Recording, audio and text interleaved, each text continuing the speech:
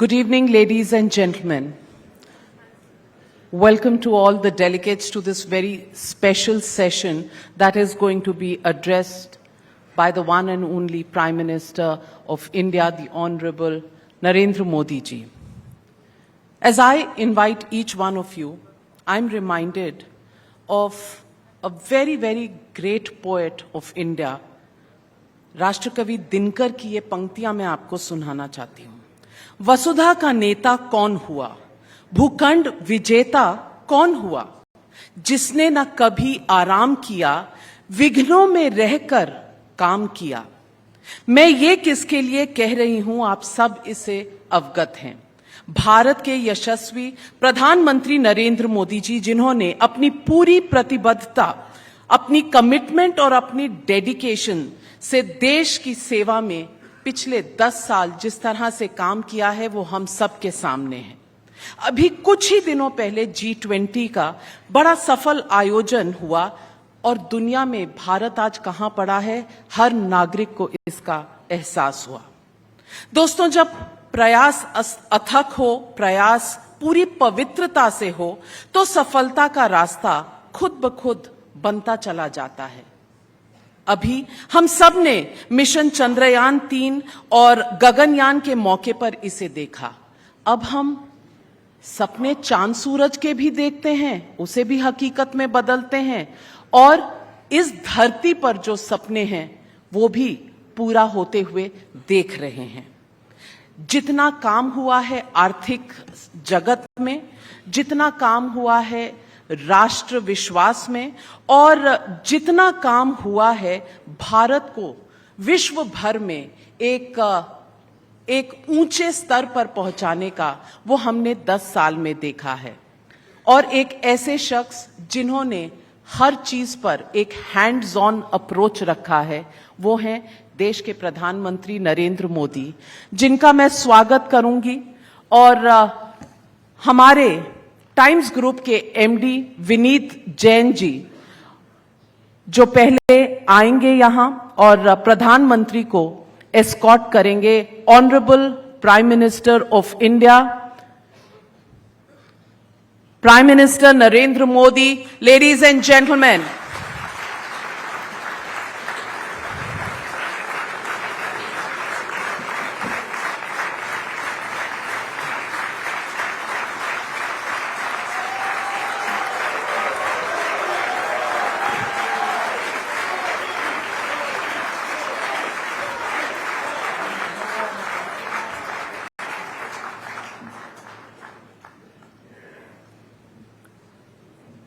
Mr. Vineet Jain, I'd request you to be on stage, but I just want to read out. मैं सिर्फ 4 पंक्तियां जो दिनकर जी की मैंने आज सबको सुनाई है, प्रधानमंत्री जी आपको फिर से सुनाना चाहती हूं।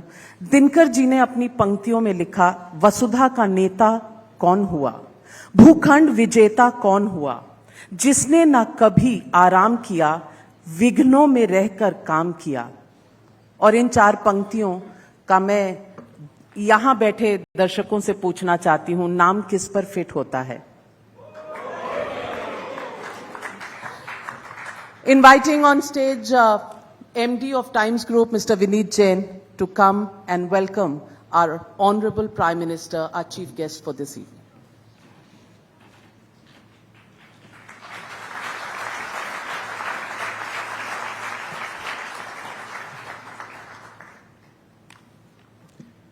Honorable Prime Minister Shri Narendra Modi ji, esteemed ministers, excellencies, and distinguished guests.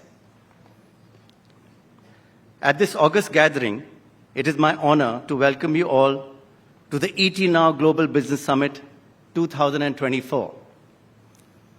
Over the years, this platform has become a meeting ground for the brightest minds, driving a convergence of visions and setting the agenda for seminal changes for our great country. As we stand at this juncture of a new chapter in India's history, let us acknowledge the profound significance of this moment. Today, the world is gazing at India, a nation that has not only weathered difficult storms, but is well on the way to emerging as the world's third largest economy in the next few years.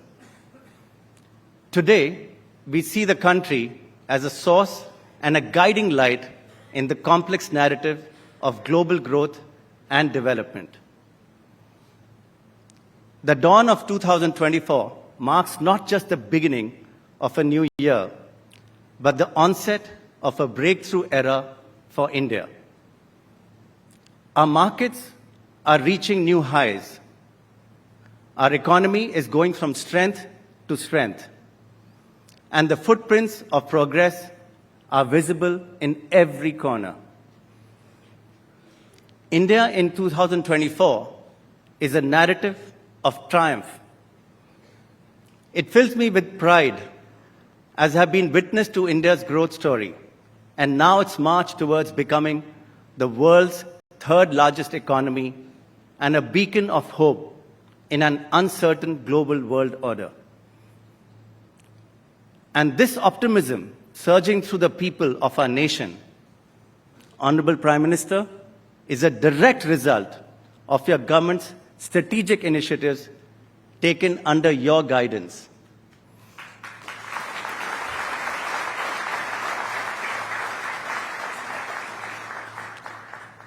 From Make in India to Startup India and Digital India, to name a few, the country has not only grown, but has positioned itself as a global leader in development and digital innovation.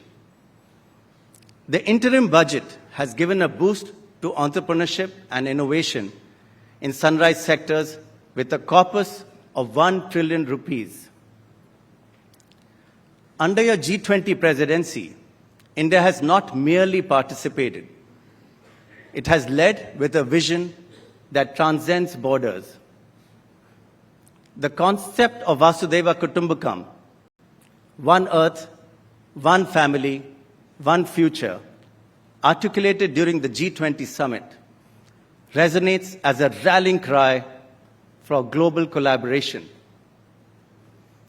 The Prime Minister is also enhancing the spiritual and cultural legacy of Bharat.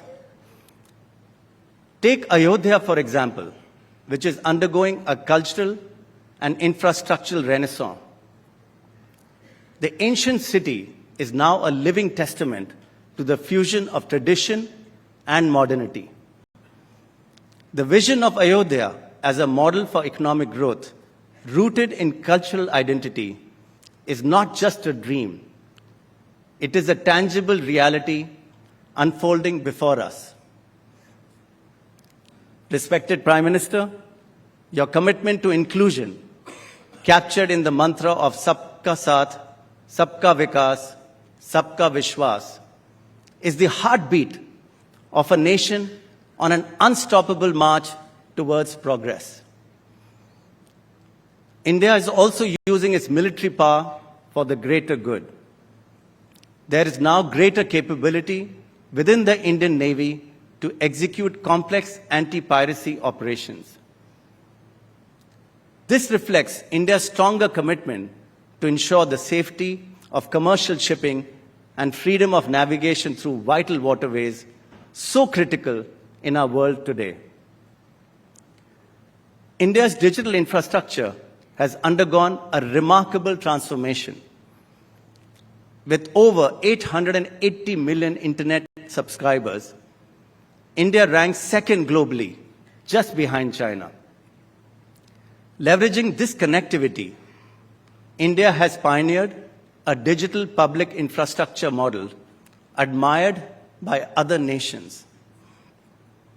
In a mere 8 years, Made in India's UPI has evolved from a promising initiative to a universal tool reshaping the transaction landscape. From the simplest roadside purchase to the complexities of IPO stock acquisitions, and now even to purchase a ticket to the Eiffel Tower, UPI has become a tool that other world leaders have experienced, only to wonder why they did not think of it first. When it comes to the economy, India has been a major player on the global stage. India is projected to chip in a hefty 16% to the world's growth as per the IMF report. Indian economy has been growing at a fast pace and is now the world's fourth largest equity market. It is in the second position in Global Retail Index and has the world's third largest startup ecosystem. And guess what? Wall Street investors are taking notice too. Billions of dollars are shifting from other developed countries to India, with foreign institutional investors betting big on India's future. India is set to grow by over 7% in the current fiscal and become the world's third largest economy with a GDP of $5 trillion in the next 3 years. What's been the secret? Well, since 2014, the country has been strengthening its economic fundamentals in a big way. Take merchandise exports. For example, they hit a record high at around $450 billion in FY23. Sure, there are challenges ahead, like geopolitical tensions and the global demand slowdown, but India has shown resilience like no other. The last 10 years has been transformative for India, with its economy undergoing significant structural reforms, boosting its macroeconomic foundations.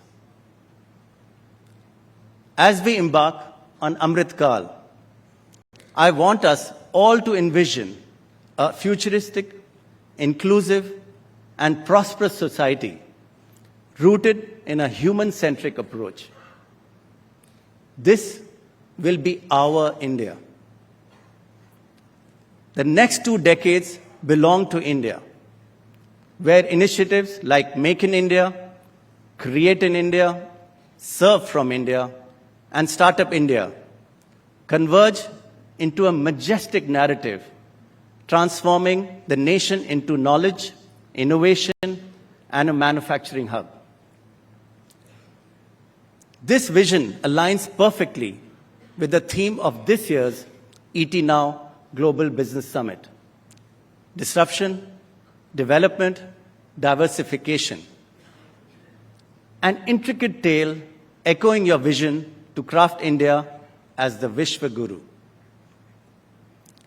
During this time of change, there is no better guide than you, Prime Minister, to set the course.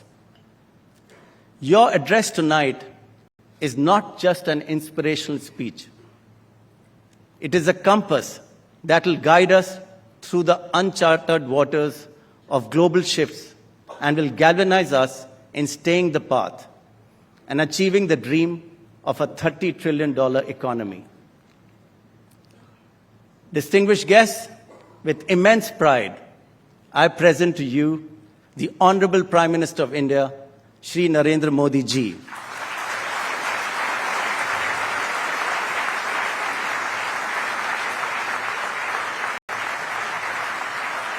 And before we call him up on stage, we'd like you to welcome the Prime Minister with the presentation of a shawl.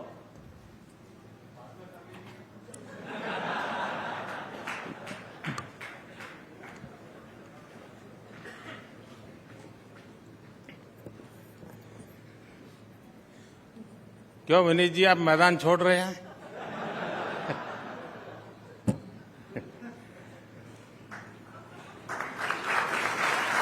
मैं आपको वादा करता हूं मैं ऐसी कोई comment नहीं करूंगा जो आपको तकलीफ दे।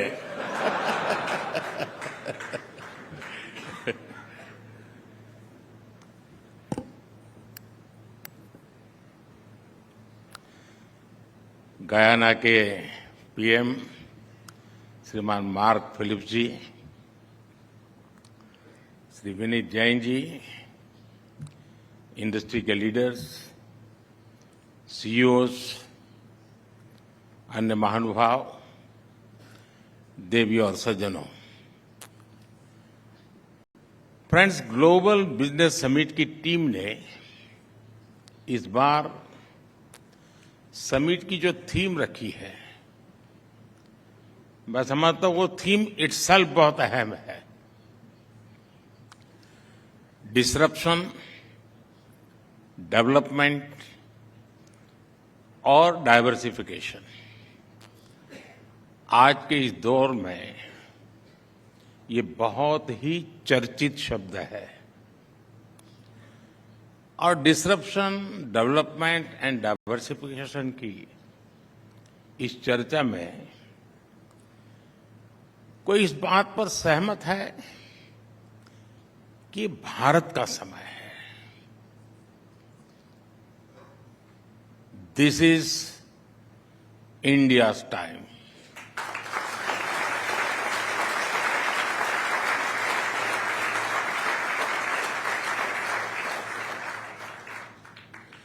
और पूरे विश्व का भारत पर ये विश्वास लगातार बढ़ रहा है। हमने अभी दावोस में यानी एक प्रकार का वो इस प्रकार के लोगों का कुंभ मेला होता है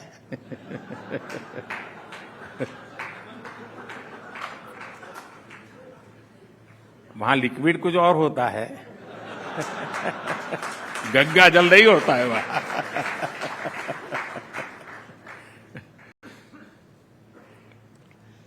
दावोस में भी भारत के प्रति अभूतपूर्व उत्साह देखा गया है। किसी ने कहा कि भारत एक अभूतपूर्व इकोनॉमिक सक्सेस स्टोरी है। ये जो दावोस में बोला जाता था, दुनिया के नीति निर्धारक बोल रहे थे। कोई बोला कि भारत का डिजिटल और फिजिकल इंफ्रास्ट्रक्चर नई ऊंचाई पर है। एक दिग्गज ने कहा कि दुनिया में अब कोई ऐसी जगह नहीं है जहां भारत का दबदबा न हो। एक बड़े पदाधिकारी ने तो भारत के सामर्थ्य की तुलना रेजिंग बुल से कर दी। आज दुनिया के हर डेवलपमेंट एक्सपर्ट ग्रुप में चर्चा है कि भारत 10 साल में ट्रांसफॉर्म हो चुका है। और अभी विनीत जी वर्णन कर रहे थे, उसमें काफी चीजें उसका जिक्र था। ये बातें दिखाती हैं कि आज दुनिया का भारत पर भरोसा कितना ज्यादा है। भारत के सामर्थ्य को लेकर दुनिया में ऐसा पॉजिटिव सेंटिमेंट पहले कभी नहीं था। भारत की सफलता को लेकर दुनिया में ऐसा पॉजिटिव सेंटिमेंट शायद ही कभी किसी ने अनुभव किया हो। इसलिए ही लाल किले से मैंने कहा है, यही समय है, सही समय है।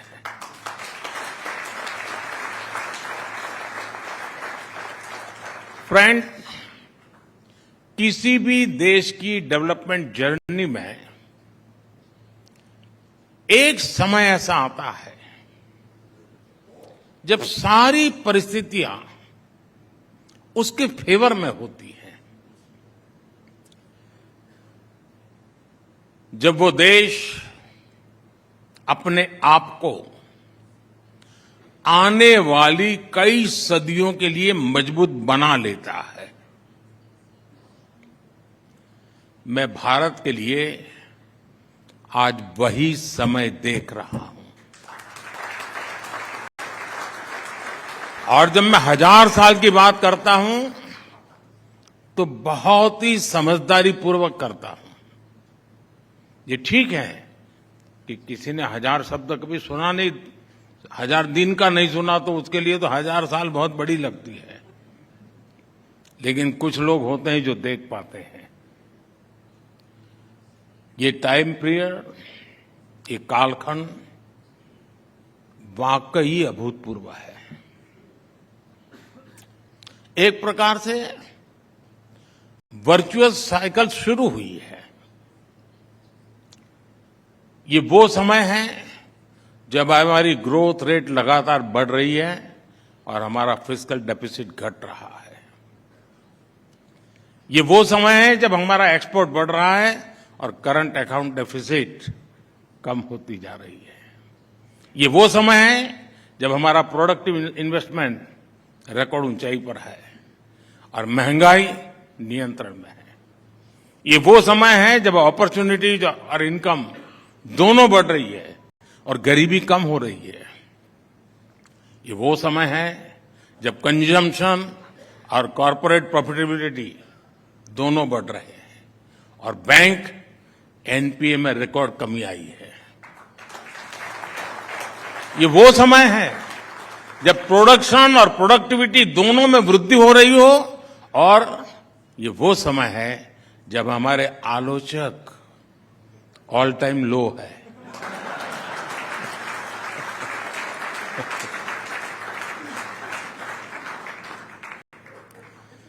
फ्रेंड्स, इस बार हमारे अंतरिम बजट को भी एक्सपर्ट्स और मीडिया के हमारे मित्रों की खूब प्रशंसा मिली है। कई सारे एनालिस्ट ने भी इसकी प्रशंसा करते हुए कहा है कि ये लोक लुभावन बजट नहीं है। मेरा तारीफ का एक कारण ये भी है। मैं उन्हें इस समीक्षा के लिए धन्यवाद देता हूं, लेकिन मैं उनके आकलन में कुछ और बातें भी जोड़ना चाहता हूं। कुछ मूल बातों की तरफ ध्यान आकर्षित करना चाहता हूं। अगर आप हमारे बजट या ओवरऑल पॉलिसी मेकिंग की चर्चा करेंगे तो आपको उसमें कुछ फर्स्ट प्रिंसिपल्स नजर आएंगे और वो फर्स्ट प्रिंसिपल्स हैं स्टेबिलिटी, कंसिस्टेंसी, कंटिन्यूटी। ये बजट भी उसी का एक्सटेंशन है। फ्रेंड, जब किसी को परखना हो तो उसे किसी मुश्किल या चुनौती के समय में ही परखा जा सकता है। कोरोना महामारी और उसके बाद का पूरा कालखंड भी पूरे विश्व में सरकारों के लिए एक बड़ी परीक्षा बनकर आया था। किसी को कोई अंदाज नहीं था कि हेल्थ और इकोनॉमी की इस दोहरी चुनौती से निपटा कैसे जाए। इस दौरान भारत ने सबसे वो दिन याद कीजिए आप, मैं लगातार टीवी पे आकर के देश के साथ संवाद करता था और उस संकट की घड़ी में सीना तान करके देशवासियों के सामने हर पल खड़ा रहा था। और उस समय प्रारंभिक दिनों में मैंने कहा था और मैंने जान बचाने को प्राथमिकता दी थी और हमने कहा जान है तो जहान है। आपको याद होगा हमने जीवन बचाने वाले, संसाधन जुटाने में, लोगों को जागरूक करने में पूरी शक्ति लगा दी। सरकार ने गरीबों के लिए राशन मुफ्त कर दिया। हमने मेड इन इंडिया वैक्सीन पर फोकस किया। हमने ये भी सुनिश्चित किया कि तेजी से हर भारतीय तक ये वैक्सीन पहुंचे। जैसे ही इस अभियान ने गति पकड़ी, हमने कहा जान भी है, जहान भी है। हमने स्वास्थ्य और आजीविका दोनों ही डिमांड को एड्रेस किया। सरकार ने महिलाओं के बैंक खातों में सीधे पैसे भेजे। हमने रेहड़ी पटरी वालों, छोटे उद्योगपतियों को आर्थिक मदद दी। हमने खेती किसानी में दिक्कत ना आए इसके लिए सारे उपाय किए। हमने आपदा को अवसर में बदलने का संकल्प लिया। मीडिया जगत के मेरे साथी उस समय के न्यूज़पेपर्स निकाल के देख सकते हैं। उस समय बड़े बड़े एक्सपर्ट्स की यही राय थी कि मनी प्रिंट करो, नोट छापो, ताकि डिमांड बढ़े और बिग बिजनेस को मदद दो। इंडस्ट्रियल हाउस वाले तो मुझे दबाव डाले, वो तो मैं समझ सकता हूं, वो तो आज भी डालेंगे। लेकिन सारे नोबेल प्राइज विनर भी मुझे यही कहते थे, दो बस यही चल रहा था। दुनिया की अनेक सरकारों ने ये रास्ता अपनाया भी था, लेकिन इस कदम से और भले कुछ हुआ नहीं, लेकिन हम देश की इकोनॉमी को हमारी मर्जी के हिसाब चला पाए और महंगाई, उन लोगों का हाल ये था कि आज भी महंगाई को कंट्रोल नहीं कर पा रहे हैं। जो रास्ता उन्होंने चुना उसके साइड इफेक्ट आज भी है। हम पर भी दबावने के बहुत प्रयास हुए थे। हमारे सामने भी ये सरल रास्ता था कि जो दुनिया कह रही है, जो दुनिया कर रही है, चलो हम भी उसमें बह चले। लेकिन हम जमीनी सच्चाइयों को जानते थे, हम समझते थे। हमने अनुभव के आधार पर अपने विवेक से कुछ निर्णय किए और उसका जो नतीजा निकला, जिसकी आज दुनिया सराहना कर रही है, दुनिया उसका गौरवगान कर रही है। हमारी जिन नीतियों पर सवाल उठाए जा रहे थे, वो हमारी नीतियां साबित हुई और आज इसलिए भारत की अर्थव्यवस्था इतनी मजबूत स्थिति में है। साथियों, हम एक वेलफेयर स्टेट है। देश के सामान्य मानवी का जीवन आसान हो, उसकी क्वालिटी ऑफ लाइफ सुधरे, ये हमारी प्राथमिकता है। हमने नई योजनाएं बनाई, वो तो स्वाभाविक है, बल्कि हमने ये भी सुनिश्चित किया कि हर पात्र लाभार्थी तक ये योजना का लाभ पहुंचना चाहिए। हमने सिर्फ वर्तमान पर ही नहीं, बल्कि देश के भविष्य पर भी इन्वेस्ट किया। आप ध्यान देंगे तो हमारे हर बजट में आपको 4 प्रमुख फैक्टर्स नजर आएंगे। पहला, कैपिटल एक्सपेंडिचर के रूप में रिकॉर्ड प्रोडक्टिव खर्च। दूसरा, वेलफेयर स्कीम्स पर अनप्रेसिडेंटेड निवेश। तीसरा, वेस्टफुल एक्सपेंडिचर पर कंट्रोल। और चौथा, फाइनेंशियल डिसिप्लिन। इन 4 बातों को आपने बराबर देखा होगा। हमने इन चारों विषयों में संतुलन बिठाया और चारों विषयों में ही तय लक्ष्य प्राप्त करके दिखाए। आज कुछ लोग हमसे पूछते हैं, ये काम हमने किया कैसे? इसके कई तरीके से मैं जवाब दे सकता हूं, और उनमें से एक अहम तरीका रहा है money saved is money earn का मंत्र। जैसे हमने प्रोजेक्ट तेजी से पूरा करके उन्हें समय पर खत्म करके भी देश के काफी पैसे बचाए। टाइम बाउंड तरीके से प्रोजेक्ट पूरे करना हमारी सरकार की पहचान बन रही है। मैं एक उदाहरण देता हूं। ईस्टर्न डेडिकेटेड फ्रेट कॉरिडोर 2008 में शुरू हुआ था।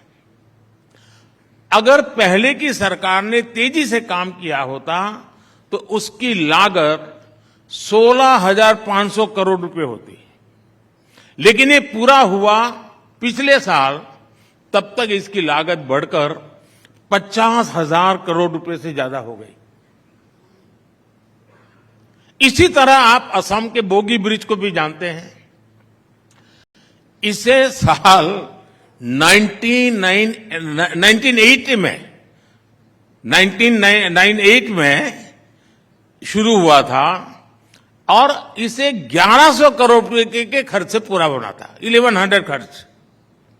आपको जानकर के भारी होगी क्या हुआ होता, लेकिन बाद में हम आए, हमने इसको जरा तेज गति लगाई। 98 से चल रहा था मामला। हमने 2018 में उसको पूरा किया। फिर भी जो 1100 करोड़ का मामला था वो 5000 करोड़ पर पहुंच गया। मैं आपको ऐसे कितने ही प्रोजेक्ट गिना सकता हूं। पहले जो पैसा बर्बाद हो रहा था वो पैसा किसका था? वो पैसे किसी नेता की जेब से नहीं आ रहा था। वो पैसा देश का था, देश के टैक्स पेयर का पैसा था, आप लोगों का पैसा था। हमने टैक्स पेयर मनी का सम्मान किया। हमने परियोजनाओं को तय समय पर पूरा करने के लिए पूरी ताकत लगा दी। आप देखिए, नए संसद भवन का निर्माण कितनी तेजी से हुआ। कर्तव्य पथ हो, मुंबई का अटल सेतु हो, इनके निर्माण की गति देश ने देखी है। इसलिए ही आज देश कहता है जिस योजना का शिलान्यास मोदी करता है उसका लोकार्पण भी मोदी करता है।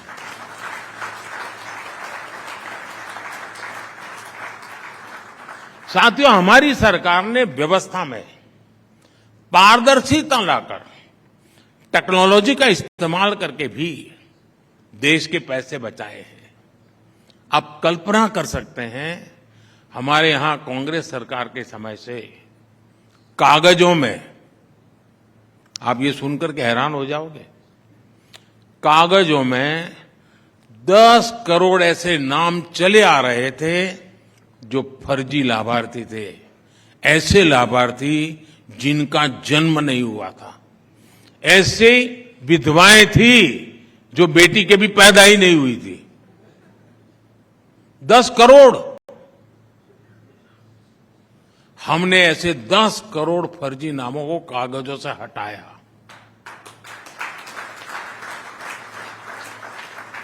हमने डायरेक्ट बेनिफिट ट्रांसफर स्कीम शुरू की। हमने पैसे की लीकेज रोकी। एक प्रधानमंत्री कह के गए थे 1 रुपया निकलता है तो 15 पैसा पहुंचता है। हमने डायरेक्ट ट्रांसफर किए, 1 रुपया निकलता है 100 पैसे पहुंचते हैं, 99 भी नहीं। ये डायरेक्ट बेनिफिट ट्रांसफर स्कीम का परिणाम यह हुआ है, देश के करीब 3 लाख करोड़ रुपए गलत हाथों में जाने से बचे हैं। हमारी सरकार ने, सरकार को जी चीजें परचेज करनी होती हैं उसमें ट्रांसपेरेंसी लाने के लिए जेम एक पोर्टल शुरू किया है, GEM। उससे हमने समय तो बचाया है, क्वालिटी इंप्रूव हुई है, बहुत सारे लोग सप्लायर बन चुके हैं और उसमें सरकार की करीब 65,000 करोड़ रुपए की बचत हुई है। 65,000 करोड़ का सेविंग। ऑयल प्रोक्योरमेंट का डाइवर्सिफिकेशन हमने किया और उसके कारण 25,000 करोड़ रुपए बचे हैं। ये आपको भी इसका लाभ मिल रहा है, डे टू डे मिल रहा है। पिछले 1 साल में सिर्फ पेट्रोल में इथेनॉल ब्लेंडिंग करके भी हमने 24,000 करोड़ रुपए बचाए हैं। और इतना ही नहीं, जिस स्वच्छता अभियान का कुछ लोग मजाक उड़ाते हैं, ये देश का प्राइम मिनिस्टर स्वच्छता की बातें करता रहता है। स्वच्छता अभियान के तहत हमने सरकारी इमारतों में जो सफाई का मैं काम करवाया, उसमें से जो कबाड़ निकला वो बेच करके मैं 1100 करोड़ रुपए कमाया हूं।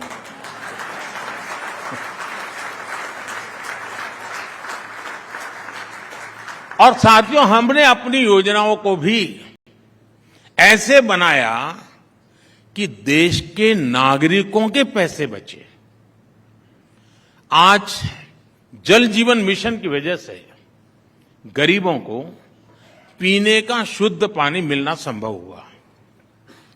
इस वजह से बीमारी पर होने वाला उनका खर्च कम हुआ है।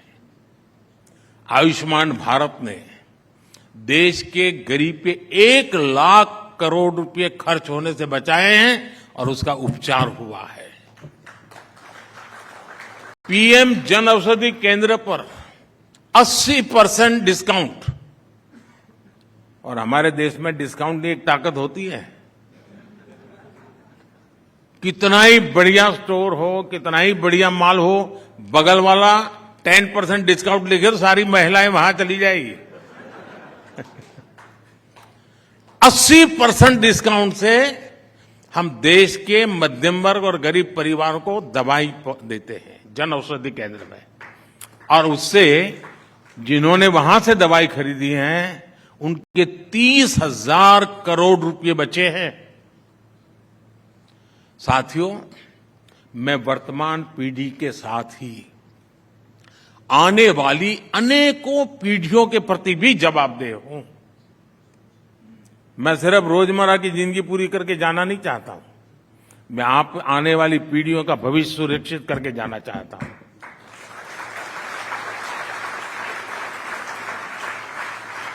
साथियों, खजाना खाली करके 4 वोट ज्यादा पा लेने की राजनीति से मैं कोसों दूर रहता हूं।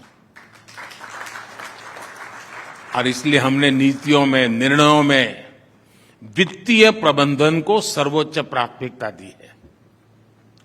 मैं आपको एक छोटा सा उदाहरण दूंगा। बिजली को लेकर कुछ दलों की अप्रोच आपको पता है। वो अप्रोच देश की बिजली व्यवस्था को बर्बादी की तरफ ले जाने वाली है। मेरा तरीका उनसे भिन्न है। आपको पता ही है कि हमारी सरकार 1 करोड़ घरों के लिए रूफटॉप सोलर स्कीम लेकर आई है।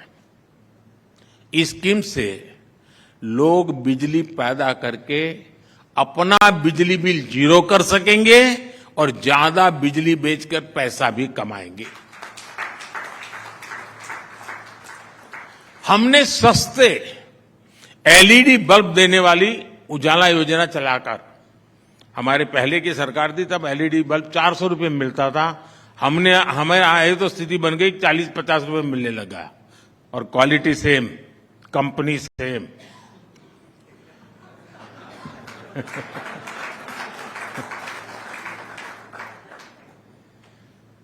एलईडी के कारण बिजली बिल में लोगों के करीब करीब 20,000 करोड़ रुपए बचे हैं। साथियों, यहां तो आप सब, यहां बहुत बड़ी मात्रा में सीजन पत्रकार भी बैठे हैं। आप जानते हैं 7 दशक पहले से हमारे यहां गरीबी हटाओ के नारे दिन रात दिए जाते रहे। इन नारों के बीच गरीबी तो हटी नहीं, लेकिन तब की सरकारों ने गरीबी हटाने का सुझाव देने वाली एक इंडस्ट्री तैयार जरूर कर दी। उनको उसी से कमाई होती थी। कंसल्टेंट सर निकल पड़े थे। इस इंडस्ट्री के लोग गरीबी दूर करने का हर बार नया नया फॉर्मूला बताते जाते थे और खुद करोड़पति बनते जाते थे। लेकिन देश गरीबी कम नहीं कर पाया। सालों तक एसी कमरों में बैठकर वाइन एंड चीज के साथ गरीबी हटाने के फार्मूले पर डिबेट होती रही और गरीब गरीब ही बना रहा।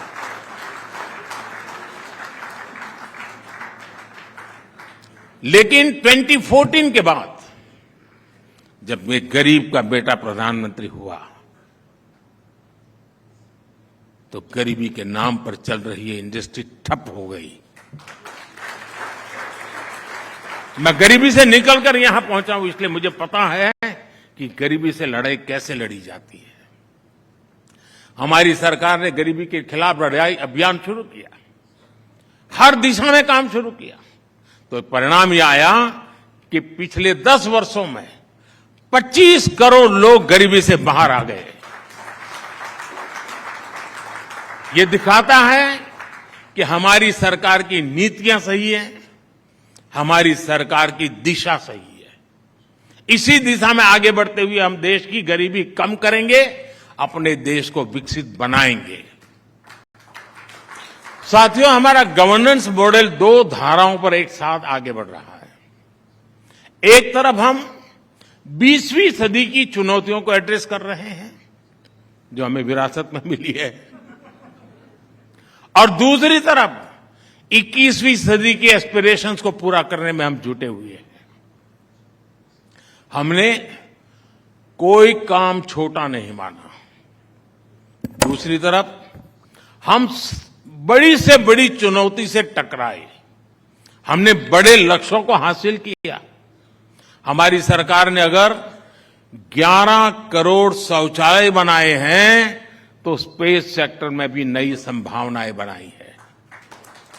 हमारी सरकार अगर गरीबों को 4 करोड़ घर दिए हैं तो 10,000 से ज्यादा अटल टिंकरिंग लैब्स भी बनाए हैं।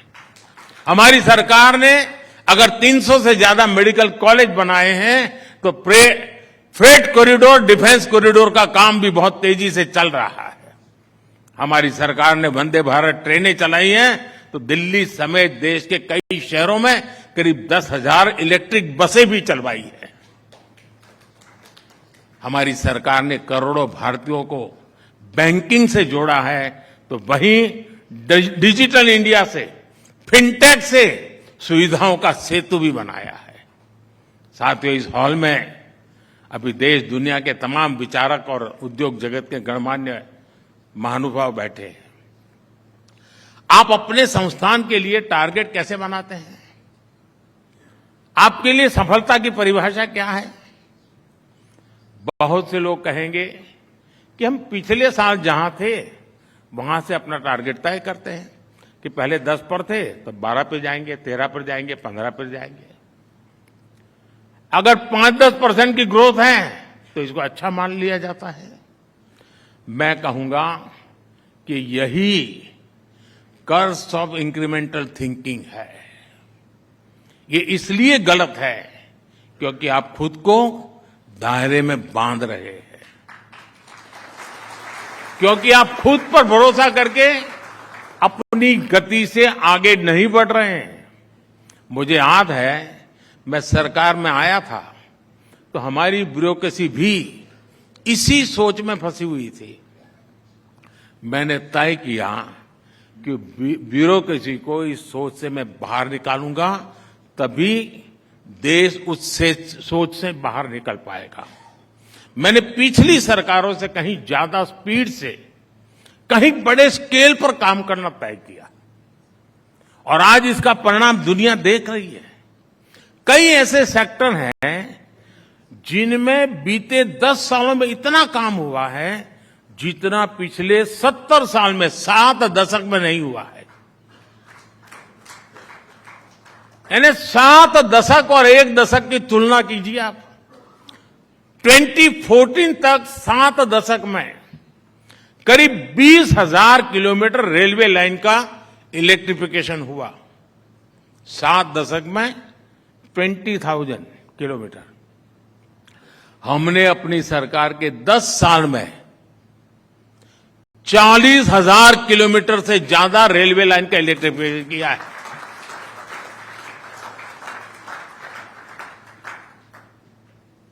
अब मुझे बताइए, कोई मुकाबला है? मैं मई महीने की बात नहीं कर रहा हूं।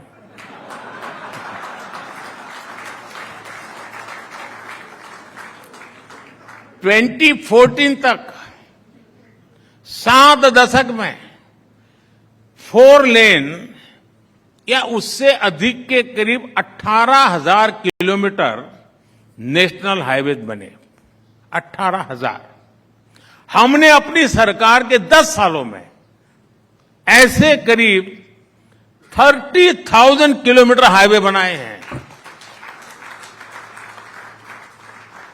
70 साल में 18,000 किलोमीटर, 10 साल में 30,000 किलोमीटर। अगर इंक्रीमेंटल सोच के साथ में काम करता तो कहां पहुंचता भाई? साथियों, 2014 तक 7 दशक में भारत में 250 किलोमीटर से भी कम मेट्रो रेल नेटवर्क बना था। बीते 10 सालों में हमने 650 किलोमीटर से ज्यादा का मेट्रो रेल नेटवर्क बनाया है। 2014 तक 7 दशक में भारत में 3.5 करोड़ परिवारों तक नल से जल का कनेक्शन था। 3.5 करोड़। 2019 में हमने जल जीवन मिशन शुरू किया था। बीते 5 साल में ही हमने ग्रामीण इलाकों में 10 करोड़ से अधिक घरों तक नल से जल पहुंचा दिया।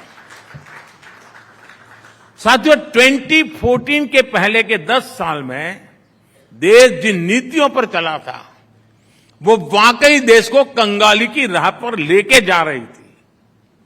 इस बारे में संसद के इसी सेशन में हमने भारत की आर्थिक स्थिति को लेकर के एक व्हाइट पेपर भी रखा है। आज उसकी चर्चा भी चल रही है। और मैं आज जब इतना बड़ा ऑडियंस है तो अपने मन की बात भी बता देता हूं। ये व्हाइट पेपर मैं जो आज लाया हूं ना, वो मैं 2014 में ला सकता था। राजनीतिक स्वार्थ अगर मुझे साधना होता तो वो आंकड़े मैं 10 साल पहले देश के सामने रख देता। लेकिन 2014 में जो चीजें जब मेरे सामने आई, मैं चौंक गया था। अर्थव्यवस्था हर प्रकार से बहुत गंभीर स्थिति में थी। घोटाले और पॉलिसी पैरालिसिस को लेकर पहले ही दुनिया भर के निवेशकों में घोर निराशा व्यापी थी। अगर मैं इन चीजों को उस समय खोल देता, जरा भी एक नया गलत सिग्नल जाता तो शायद देश का विश्वास टूट जाता। लोग मानते डूब गए, अब नहीं बच सकते हैं। जैसे किसी मरीज को पता चले ना कि भाई तुम्हें एक गंभीर बीमारी है, तो आधा तो वहीं खत्म हो जाता है। देश का वही हाल हो जाता। पॉलिटिकली मुझे वो सूट करता था, वो सारी चीजें बाहर लाना।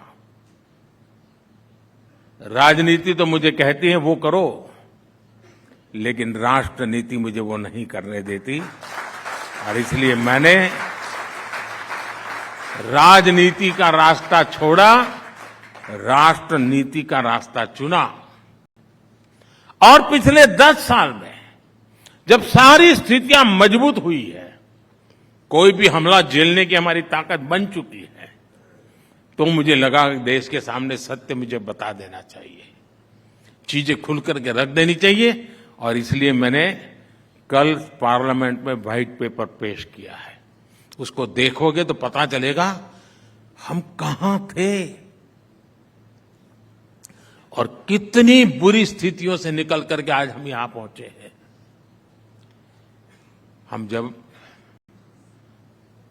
साथियों, आज आप भारत की उन्नति की नई ऊंचाई देख रहे हैं। हमारी सरकार ने अनेकविध काम किए हैं। और अभी मैं देख रहा था कि तीसरी इकोनॉमी हमारे विनीत जी बार बार कह रहे थे। और किसी को आशंका नहीं है। मैं देख रहा था, विनीत जी तो बहुत नम्रता से बोलते हैं, अत्यंत सॉफ्ट स्पोकन है, लेकिन फिर भी आप सब भरोसा करते हैं, हाँ यार हम तीसरे नंबर पर पहुंच जाएंगे। क्यों? बगल में मैं बैठा था।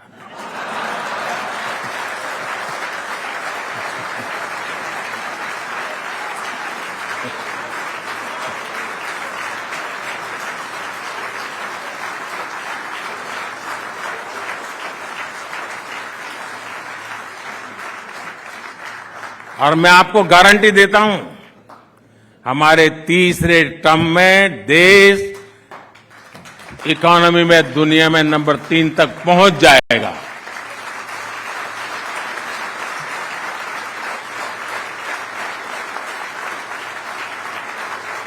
और साथियों, आप ये भी तैयारी रखिए, मैं कोई चीज छिपाता नहीं हूं, हर एक को तैयारी करने का मौका भी देता हूं। लेकिन लोगों को क्या है कि लगता है ये जो पॉलिटिशियन है तो बोलते रहते हैं, लेकिन अब अनुभव मेरा हो गया है आपको, मैं ऐसे ही बोलता नहीं हूं। और इसलिए मैं बताता हूं, तीसरे टर्म में और भी बड़े फैसले होने जा रहे हैं।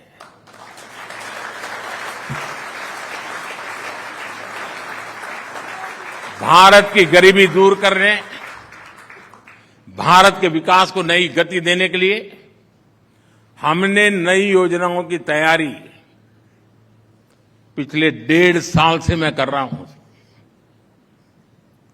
और बहुत एक दिशा में कैसे काम करूंगा, कहां ले जाऊंगा, इसका पूरा रोड मैप मैं बना रहा हूं और करीब 15 लाख से ज्यादा लोगों से मैंने सुझाव लिए हैं, अलग अलग तरीके से 15 लाख से ज्यादा लोगों से उस पर काम करता रहा हूं, जिसकी मैंने कभी प्रेस नोट नहीं दी है, तो पहली बार बताता हूं। काम चल रहा है और आने वाले 20-30 दिन के अंदर वो फाइनल रूप भी ले लेगा। नया भारत अब ऐसे ही सुपर स्पीड से काम करेगा और ये मोदी की गारंटी है।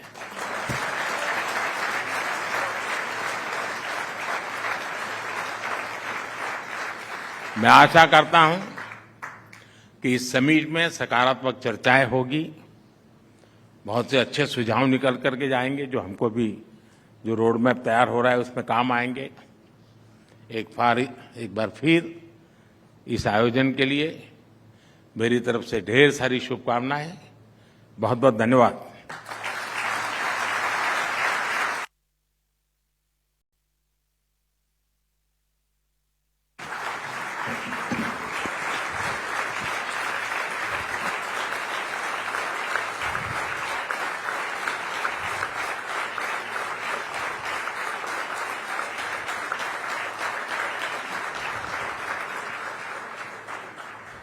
प्रधानमंत्री जी, वाकई आपका कोई मुकाबला नहीं और मैं भी मई की बात नहीं कर रही हूं, फरवरी की ही बात कर रही हूं।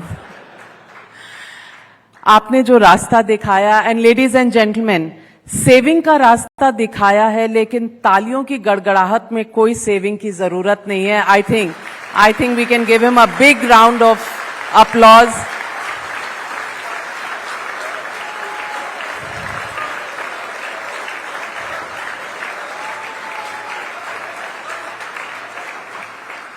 कॉन्फिडेंस और मार्गदर्शन आपका हमें मिलता रहा है, मिलता रहेगा, ऐसा आपने आश्वासन दे दिया है और आपकी गारंटी भी है।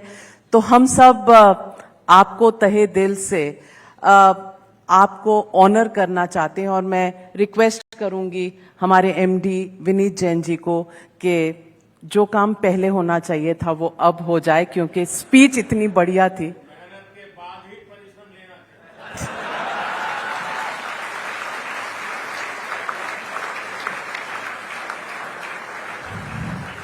और हमारी गलती को हाईलाइट ना करने का जो आपने बड़प्पन दिखाया उसके लिए भी बहुत बहुत धन्यवाद।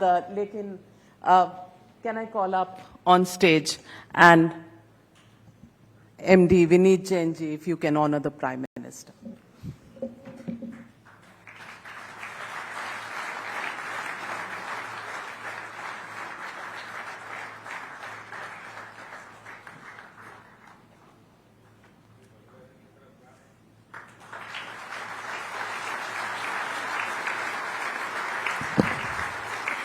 Thank you very much, Honorable Prime Minister. Thank you, Mr. Vineet Jain, MD of Times Group. And thank you, ladies and gentlemen, for that packed house and the huge round of applause for Prime Minister Modi.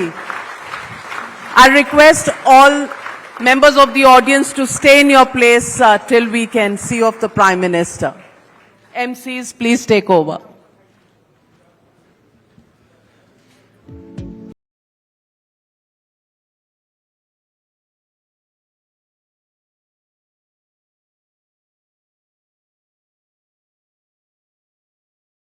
Everyone for following the security protocol. Of course, that was the highlight of the day and the evening. Thank you so much everyone for joining us. Of course, it was a huge honor to have the Prime Minister here.